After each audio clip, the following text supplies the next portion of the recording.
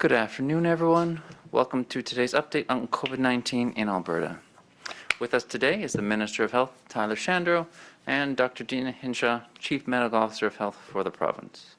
Minister Shandro will provide an announcement, followed by remarks from Dr. Hinshaw. Thank you very much, Tom. And thank you, everyone. Good afternoon. It's been a tough year for all of the Albertans who have been touched by the COVID pandemic. And most of all, for those who in our province have lost loved ones. And it's been hard for all of those who have been working on the front lines of the pandemic. In our hospitals, continuing care facilities, families, doctors' offices, and community clinics. And I think we all could use a little bit of good news right now. We've all watched the excitement in the United Kingdom as people there have gotten their first shots, especially William Shakespeare, of course. And I know that people have one question: when will we be starting here in Alberta? So I'm very pleased to announce that the answer is next week, and we're planning specifically to begin on Wednesday, December 16th. With Health Canada's approval of the Pfizer BioNTech COVID-19 vaccine for use in this country, we are activating our plans to begin vaccinating the first group of healthcare workers. To protect those caring for our most vulnerable, the first 3,900 doses will go to ICU doctors and nurses, respiratory therapists, and long-term care workers throughout the province. These staff are exhausted and they've put themselves at risk for 10 months. They need support and they need to know we're there for them. And I hope that seeing the immunizations begin will show them that there's light at the end of the tunnel. For them, for their patients, and most of all, for all of us throughout the province. And as we learn about how to manage and handle the vaccine, Pfizer is requiring that we begin by administering their vaccine only at the site of delivery at this time. So we can't deliver it to continuing care facilities in this first round in December, but we hope that by covering the staff, we'll start reducing the risk to patients and residents, and will immediately reduce the burden and risk for the staff. The first acute care staff will come from Foothills and Peter Lougheed Centre in Calgary, and from the U of A and Royal Alex hospitals here in Edmonton. We have the facilities and equipment in place to meet the ultra-cold storage requirement for these first shipments at 2 locations in Alberta, 1 in Edmonton, 1 in Calgary. This Pfizer vaccine will require, as you've heard before, 2 doses, approximately 1 month apart, for the vaccine to be effective. Alberta Health Services will be booking the second dose appointments when they administer the first dose. Over the coming days, AHS will be reaching out directly to those who are eligible for this early distribution of the vaccine. The first shots will be given next Wednesday, as I said. And we're still working closely with the federal government to confirm the next shipment of vaccines, but expect it will arrive later in December. We'll share more details as soon as the timing of that shipment is confirmed. Alberta is ready to deliver this vaccine. We're ready to deliver it safely, appropriately, and without delay, thanks to the detailed planning of my ministry's public health team and AHS, with the support of Task Force Leader General Paul Winnick. This early distribution is an important step in our continued fight against COVID. But we cannot take our foot off the gas with our adherence to the public health measures and the restrictions in place. It will be many months until the majority of Albertans are immunized, and until then, we are each other's best defense. Still, today is welcome news, though, welcome good news for us all. I'll now invite Dr. Hinshaw to come to the podium for today's update.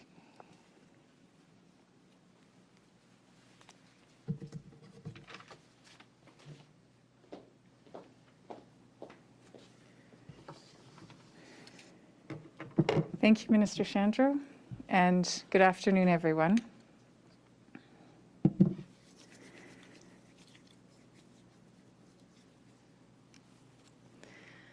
I'd like to begin today by reminding Albertans that it is important to seek medical care when you need it. During this pandemic, we are all trying to do the right thing maintaining physical distancing, wearing masks, saying no to social gatherings. As announced yesterday, we are at a critical point in this pandemic. Now more than ever, we need to be careful and cautious in our daily activities. For some people, this means working from home. For all of us, it means no social gatherings with anyone outside our household or 2 people for those who live alone. For some, this has also meant choosing to delay a doctor's visit out of fear or anxiety, but that is not what we mean when we talk about being careful. Please do not avoid going to the doctor if you need to.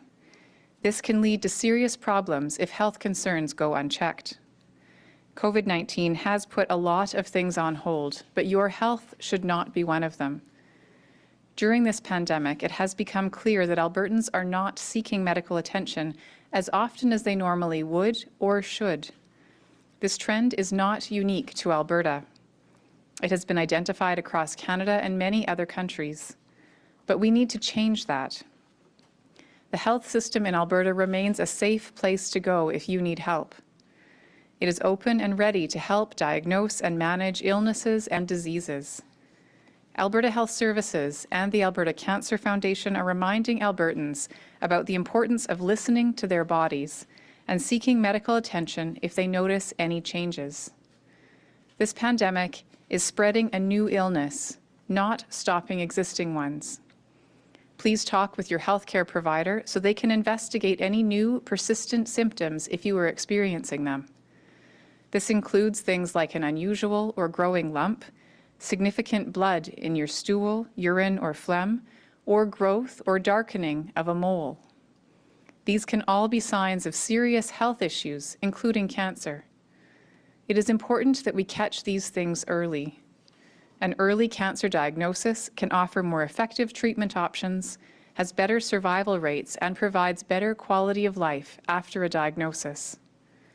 However, diagnosing cancer early is a complex process. It requires a person to notice a change in their body that is persistent or worsening, and then requires them to seek medical attention.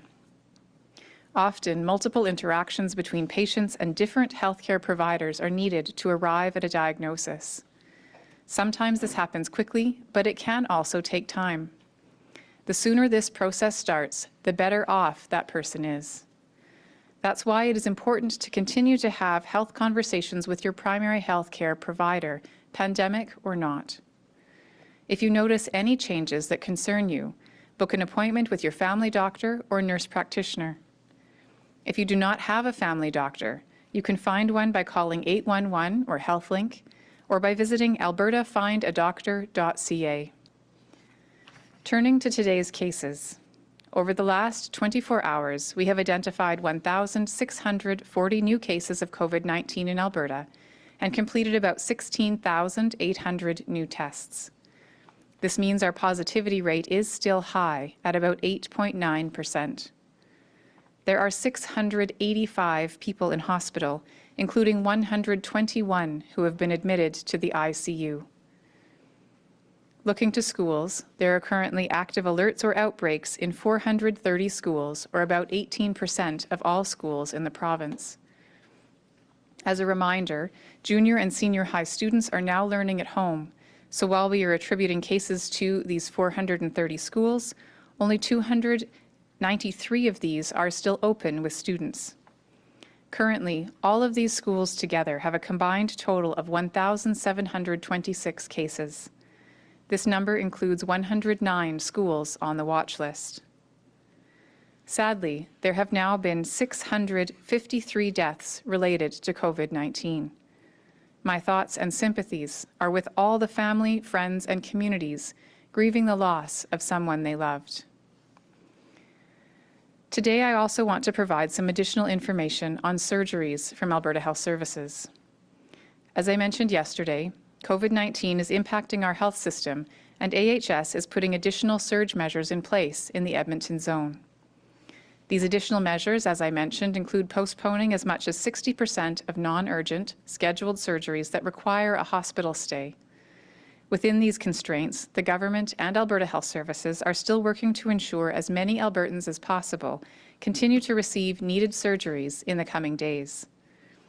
As I mentioned yesterday, AHS will continue to support Albertans who require emergent or urgent surgeries. This includes surgeries resulting from major or minor trauma, urgent cancer, cardiac, or vascular surgery cases. AHS is also working to continue to perform as many surgeries as possible across the province. Depending on the number of Albertans with COVID-19 who are hospitalized in different zones and sites, surgeries will continue to the maximum extent safely possible. To make sure that as many of these surgeries as possible can continue, we all need to work together to reduce our cases so the pressure on the healthcare system is reduced. The vaccine delivery announced earlier by Minister Shandro is exciting news. It is remarkable that we will have a vaccine available in the same year that this pandemic arrived in Canada. However, as I've said before, while the arrival of a vaccine is positive news, it will be some time before we can immunize most Albertans. Until then, we must be the vaccine for each other. Finally, I know that there are many questions about the new measures announced yesterday, and we are working hard to address them. Please continue to visit the alberta.ca COVID site for updated information and guidance. I have heard some confusion specifically around outdoor gatherings and would like to help clarify. As of yesterday, outdoor social gatherings with anyone outside your household are prohibited. This includes getting together in a park or around a bonfire. We have not changed people's ability to participate in outdoor sports and recreation in groups of up to 10 people. This reflects the ability of people to do these activities while keeping distanced and wanting to keep options open for physical fitness in outdoor settings. However, I am also asking Albertans to please follow the spirit of the restrictions that are now in place. This is about reducing the spread, not finding loopholes. Please don't go skating or skiing with groups of friends if you can go with your household instead. Stick to your household. If you are unsure about what to do, please err on the side of caution and make the safest choice.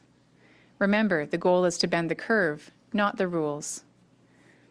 This is a challenging virus. While COVID-19 cases can accelerate very fast, they decelerate more slowly. The long incubation period means that hospitalizations and ICU admissions will likely continue to rise in the coming weeks. In other words, the path down the peak is much slower than the way up. I know it's been a hard year, and many of us are tired, but we need determination and resolve now more than ever. These next few weeks will determine how we enter 2021, with cases soaring or with them starting to level off or even decline. So please be careful, let's be kind to each other, and embrace the collective responsibility that we all share. Let's stop the spread of COVID and do everything we can to enhance the spread of compassion. Thank you, and we'll be happy to take questions. All right, we'll go to the phone now. Please direct your question to Dr. Hinshaw or the Minister of Health. Operator, could you put through the first caller, please? First is Kevin Nimick with CTV. Go ahead, Kevin. Hi there. This is a question for Dr. Hinshaw, but Minister Shandro may also want to weigh in. It's a question about enforcement. If someone were to lie about a positive COVID-19 case while visiting a family member at a hospital or care home, what do you think would constitute appropriate enforcement in that matter? It's clear that someone who is actively infectious with COVID-19, or even someone who has symptoms compatible with COVID-19, who is not remaining at home, that individual is violating the legal order that requires them to stay home and away from others, except for the purposes, for example, of going for testing. And so those individuals, if they do knowingly violate that, and particularly if they enter a very vulnerable setting, such as acute care or a long-term care home, those individuals could be faced with penalties such as a fine or other penalties that would be applicable in that situation. But I think the important thing to remember is that it's not just about the enforcement, it's about the reason why. And so I would really appeal to people who may be feeling a little symptomatic and thinking, well, it's not a big deal, and I really want to go in to visit my loved one, and visiting people that we love is an important part of supporting them, that you could be putting not just their lives at risk, but the lives of others around them at risk. And this is not a time to be taking these things lightly. So I would encourage all Albertans to be very, very mindful of the decisions they're making and the consequences of those decisions. Minister, did you want? Okay. Operator, could you put through the next caller, please? Next is James Keller with the Globe and Mail. Go ahead, James. Hi there. Thanks. This is a question for both Dr. Hinshaw and Minister Shandro. We're hearing that hospitals in Calgary and Edmonton, particularly Edmonton, are still operating beyond their capacity, in some cases considerably. What's your understanding of the current situation? What facilities is this most acute? And can you put into context what it actually means on the ground when a hospital is operating above their stated capacity? The situation, as I understand it, and Alberta Health Services would be able to provide more specific details, but the situation, as I understand it, in Edmonton in particular, is that they're operating at above capacity with respect to the number of spaces that are available for treating patients, also taking into account some of the healthcare worker shortages that are being experienced. And so what it means to have that demand that's exceeding the capacity is that additional spaces that aren't typically opened are needing to be used for caring for patients. I know that Alberta Health Services has been working very, very hard over the past many months to make sure that the plans for expanding capacity put patient safety at the forefront. But I also know that the more admissions we see, and again today we've seen a significant rise in our hospitalizations and ICU admissions, that the more we see that rise, the more it puts pressure on other parts of the system.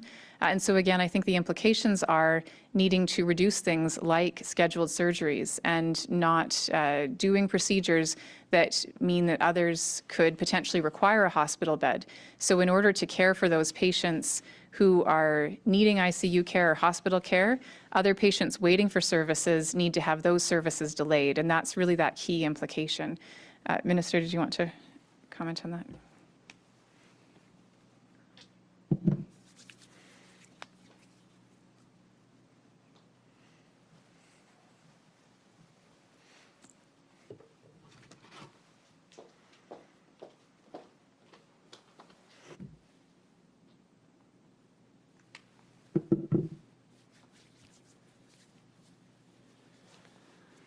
Thanks, James.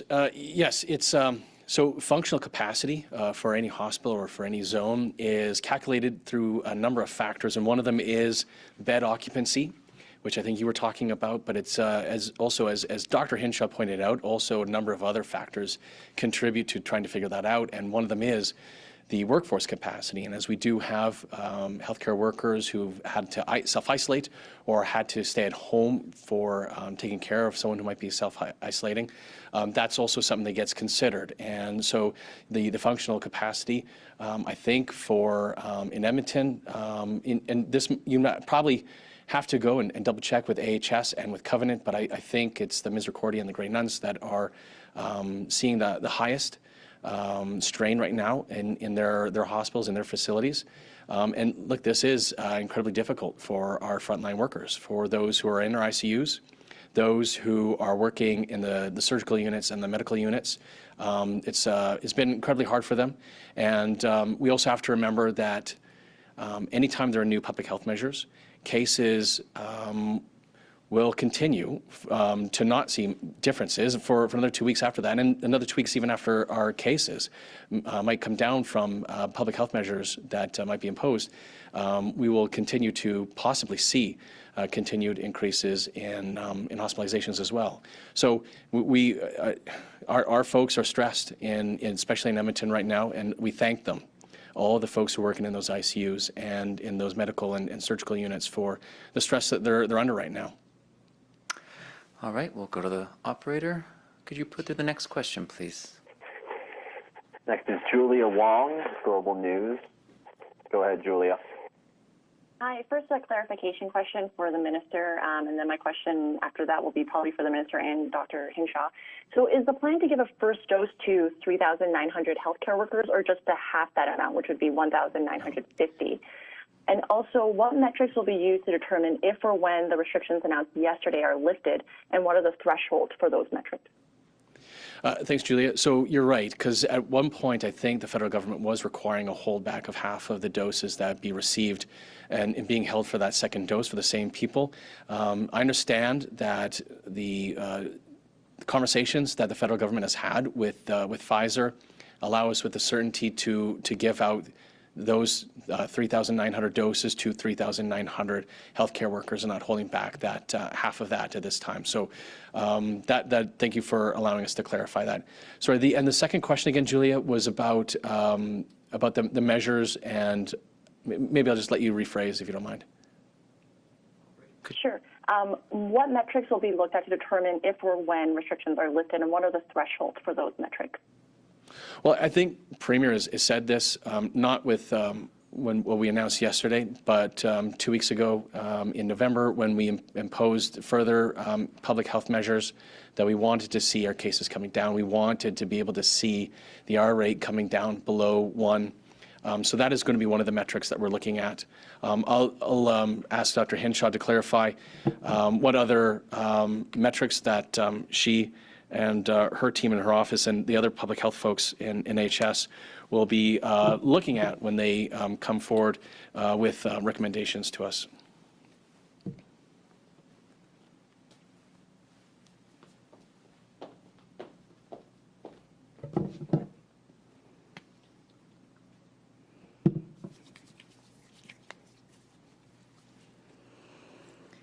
Thank you, Minister. And with respect to the metrics, so the R value for the province, and we calculate that once a week, the R value for the province as of the end of last week was 1.13, so still above 1. And we are looking to bend that down below 1. Again, that would indicate that we are shrinking the number of cases. And in addition to that, we do need to bring down the number of new daily cases that we're seeing every day, because even a relatively low R, if we're still seeing a high number of new daily cases, can be a concerning combination. So we're working to put together a combination of different metrics with very clear triggers, and that choice about which triggers to use. Again, there's no one metric that's going to be perfect, so we are going to have to look at the pros and cons of those, and a final decision hasn't been made with respect to the exact, that suite of measures and those specific triggers. But what we do know is that we need to bring our new daily cases down. That will require a decrease in our R, and it will require, again, that we're seeing that continuous lowering day over day of our number of new active cases. Small point of clarification, the net increase in new cases today is 1,460. We have time for 3 more questions. Operator, could you put through the next one? Next is Rafi Boudjikanian with CBC. Go ahead, Rafi. Thank you. I just want to revisit the answers you provided James Keller a couple of minutes ago. So he was asking about how poorly the hospital system is doing at the moment. And I guess in light of what you both said, Minister and Dr. Hinshaw, about some of the hospitals in Edmonton being overwhelmed, are we now at a point where you would expect to have to use these field hospitals that we've been talking about, or do you still expect that they're just a measure of, precaution that we hopefully won't need?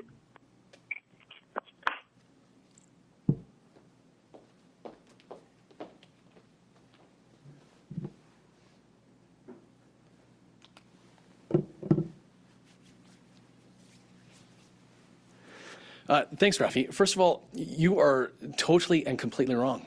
Our hospitals are not performing poorly. I got to correct that. And our AHS, Covenant, our nurses and our doctors, yes, they're under stress, but they are performing admirably. They are doing amazing work. We are ensuring not only are those Albertans who need critical care getting it, but AHS and our surgeons throughout the province are really focused on making sure that, unlike other provinces, we are reducing surgeries in the most minimal ways here in Alberta. We caught up in over 90% of our surgical backlog from the spring, unlike any other province. They've continued to try to keep our surgical capacity at pre-COVID levels. Now that hasn't happened right now in the fall in Edmonton, but I think the hard and amazing work that AHS, our frontline workers, our surgeons are doing, our ICU staff are doing is amazing. So just wanted to clarify that. But you also asked about whether at this time there'd be a need for a field hospital. No, but first of all, we'd never had a field hospital planned. I just want to highlight again, I've answered this question before, AHS was in discussions about a field tent, and we already have a field tent. There's already one. It's located at the Peter Lougheed that was installed in the spring. Now, the AHS has looked at whether further tents would have to be procured and whether they need to be secured this time for contingency plans. There's no, at this time, doesn't seem to be a need for a further field tent to be erected. But no, there is no plans for a field hospital or field tent at this time. Operator, could you put through our second last question, please? And Alicia Corbella with Post Media. Go ahead, Alicia.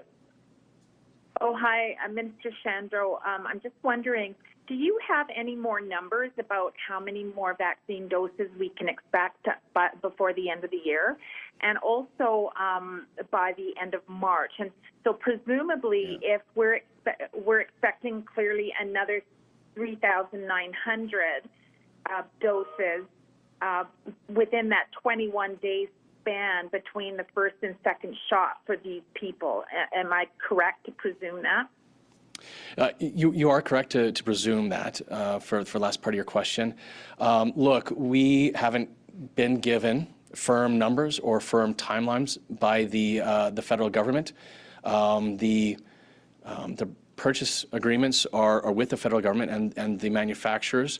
I understand that they've given estimates, I think it was around $250,000 to Canada in total by the end of the calendar year. How many of those will be sent to Alberta and when, we don't know at this time. So we continue to wait for the federal government to give us those details. What we're able to be in control of and what we're prepared for is how to accept them, and we have done the dry run has begun, how to store them, how to distribute, and how to provide them. And so that's what we're in control of, and we're ready to deliver if and when we get any further vaccines. Operator, could you put through the final question, please? Final question is Lauren Pullen with Global Calgary. Go ahead, Lauren. Hi there. My question is for both the minister and for Dr. Hinshaw. I just wanted to follow up on the hospital rates that we have been seeing here. We have received some projections from AHS, the early modeling system, the early warning data, that shows on the high end we could see more 1,000 people in hospital, plus nearly 200 in ICU by December 24th. Infectious disease experts that we talk to say it does look like, from the modeling that they have seen and the case numbers we have seen, that we could reach medium to high projections. Can you outline your level of concern with those numbers and what impact it will have for hospitals? And is that the barometer for possibly those field tents to need to be used, or what kinds of changes could we see by that December 24th date if we do reach those projection numbers? Yeah, so again, this isn't modeling. I've answered this question from the NDP many times. This isn't modeling. This is the predictive analytics that AHS has used throughout the pandemic, and they use a number of assumptions and epidemiological data to be able to figure out what they can estimate from a case count, what the increase of stress in our hospital system might be from a 1 to 14-day period. And it's been fantastic work. It's allowed us to be able to respond so effectively throughout the pandemic. So thank you to them for this early warning system that they've developed. You're right, we are concerned with these increased numbers, and we will continue to see increased cases. I think, unfortunately, It does take time for public health measures to show an effect in our case counts, and even after case counts start to go down, we will still continue, even for 2 weeks after that, to see increases in our hospitalizations. That is to be expected. We are ready, AHS is ready, and they continue to be prepared to make sure that everybody who needs critical care will get that care.